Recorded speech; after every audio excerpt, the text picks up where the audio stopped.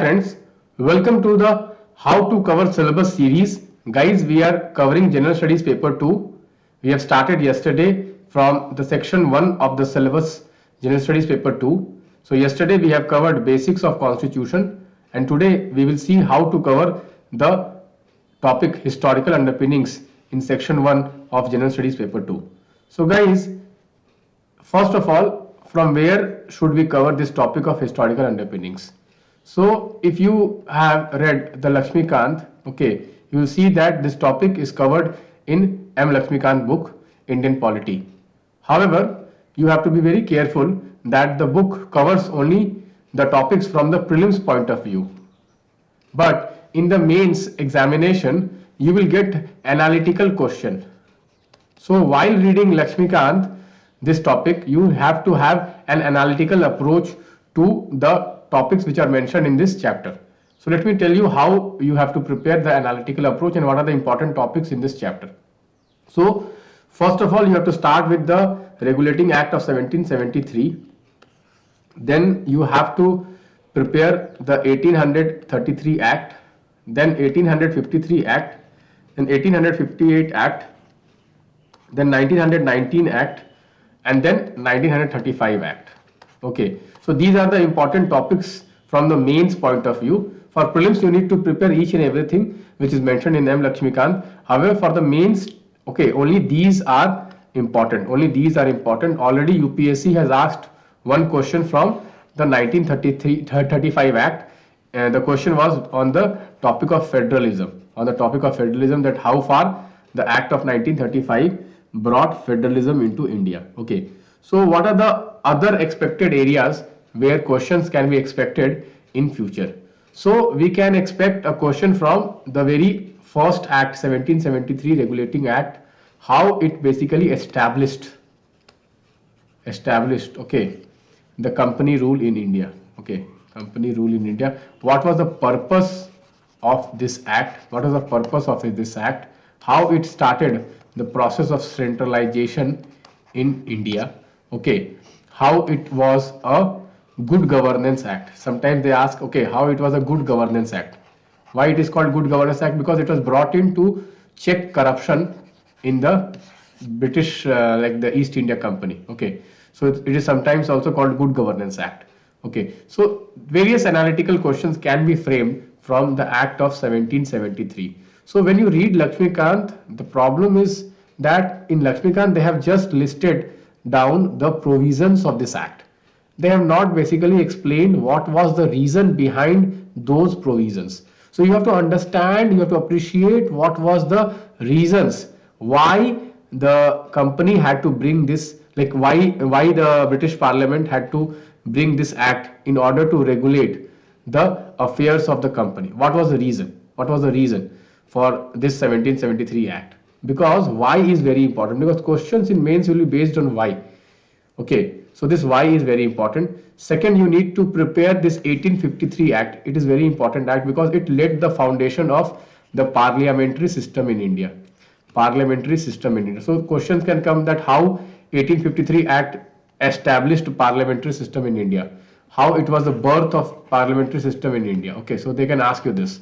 Okay, so you see, although a lot of provisions are mentioned in 1853 Act, but from the mains point of view, what is more important? Okay, that's the most important thing. And if you read the mains master notes, in mains master notes, I have focused on that that sections. Then again 1858, which basically transferred the power to the British Crown. Okay, that is also very important, how it transformed the British administration in India, how it transformed the administration, polity, everything. Okay, so 1858 Act is a very critical and very important landmark in the constitutional development in India. Then we have 1919. It is very important from the point of view of parliamentary, from the point of view of parliamentary system. Okay, and more decentralization. And finally 1935 Act, which brought a kind of federalism into India. Okay, giving autonomy to the provinces. Okay, so you see how, okay, although in the Lakshmikant book you have so many acts mentioned and so many provisions mentioned, and many of the times UPSC aspirants are confused that what to read, what to leave, because lot of factual stuff is there. But from the mains point of view, you don't have to worry, you don't have to read each and every point which is mentioned in each and every act. What you need to prepare is the analytical aspect, like 1773, what was the purpose, how it was called a good governance act, then 1853, how it led to parliamentary system in India, then 1858, then 1919. Okay, you have to see like what is the development of the parliamentary system, how the parliamentary system developed in India, because the parliamentary system which we have today in India, okay, if you see before independence also, okay, this the various features of parliamentary system were introduced by the Britishers in India, okay, and we continued with some reforms, okay, some reforms. So the birth of parliamentary system in India, okay, if we can say that it started, okay, before independence, okay, so question can ask, okay, how the parliamentary system evolved, okay, like during the British India, how like the important acts which were responsible for, like 1853 act responsible for the parliamentary system in India. So I hope, okay, this will give you like a brief idea of how to prepare this topic. I'll just show you the mains master notes, how in mains master notes I have covered these topics. Okay, just give me 1 minute.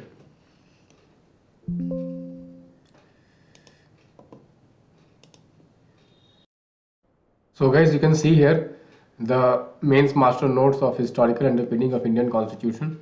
You can see how I have covered the most important aspects like the 1773 Act, the 1833 Act, then 1853 Act. Okay, it led to parliamentary system. It led to parliamentary system in India. Okay, how it led to centralized administration in India. Then 1858 Act, 1919 Act, and then 1935 Act, and then evolution of parliamentary system in India. This is very important. Okay, so already UPSC asked a question on this 1935 Act. I can predict, okay, next topic which they will ask is on 1853 and 1773, or they can ask a general question how parliamentary system has evolved in India. I'll just show you. Okay, I'll just show you. You can see the 1773 I have covered. Okay, I have covered the defects also. Significance. Significance is very important. I've covered the significance because why is very important. Why was this act introduced? Okay, which I was explaining you. Then you can see here similarly the 1853. Okay, like 1853 you can see here. Okay, 1 second. Yes, this 1853. Okay, this is very important because it led to the starting of parliamentary system. Okay, it led to the starting of parliamentary system in India. So this is a very important, okay, act. You can see here parliamentary beginning of parliamentary system in India. So you need to prepare 1853 from this point of view. Okay, there are many things which are mentioned in 1853, but this is the most significant aspect. Then again 1858 act is very important. Then coming to the 1935 act, which led to kind of a federal setup in India. Okay, that is again important. And last but not the least is the evolution of parliamentary system in India. You can see here evolution of parliamentary system in India starting from the Charter Act of 1853. Then we have so many acts. Okay, 1861. Then we have 19. Okay, 119. Okay, and in finally we have this 1935 Act and then 1947 Act. Okay guys, so if you read the mains master notes, you will be able to prepare the mains dimension. Many of the candidates, what they think, just reading the Lakshmikant, they will be able to write a very good answer in this section. They will not be able to write a very good answer in this section if they have not prepared from the mains point of view. So thank you friends.